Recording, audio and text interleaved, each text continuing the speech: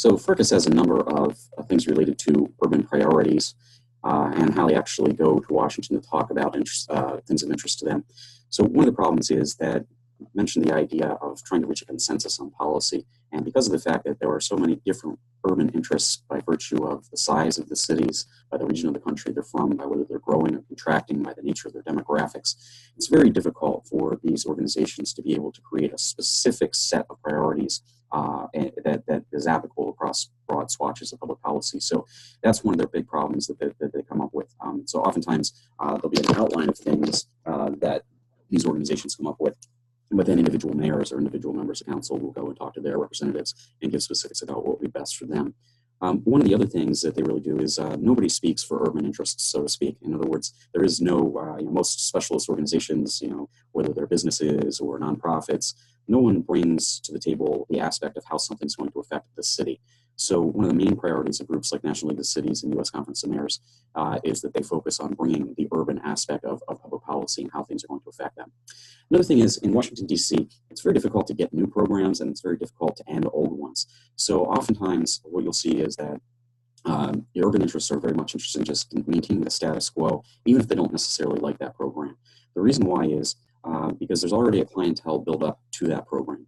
So there are already people receiving money for the program. There are already people that can lobby on behalf of that program.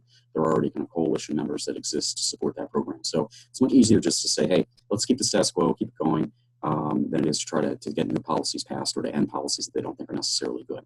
And then finally, the big thing that they really want is new money. They would like new programs if possible. They want to have larger budgets so they can go back and show that they're doing some kind of service for their constituency. One is that a new program will help out with various programs within the city. So if you get more, one of the big things that they focus in on is transportation. So being able to build new bridges, being able to repave and resurface roads, more money for mass transit. This is something they can tangibly show to their constituents.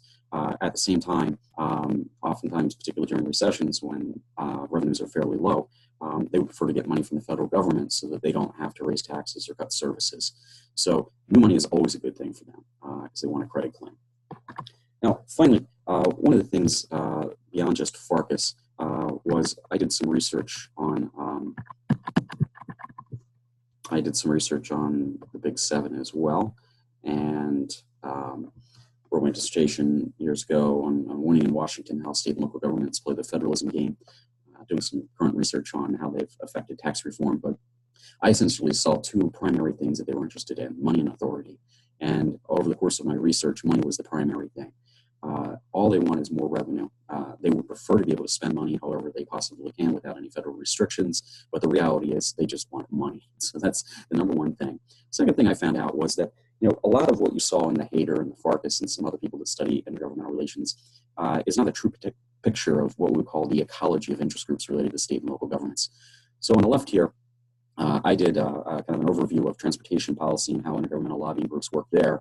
And what you see are, of course, there were the National Association of Counties, League of Cities, Conference of Mayors, but there's also, if you take a look down at the niche players, there are things like the American Planning Association, the American Public Transportation Association, Association of Metropolitan Planning Organizations, International Associations of Chiefs of Police.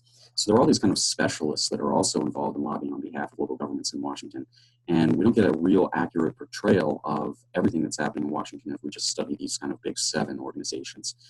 So there are, these niche organizations are fighting for very small pieces of the pie, whereby the large organizations like the League of Cities and Conference of Mayors are fighting for the big things.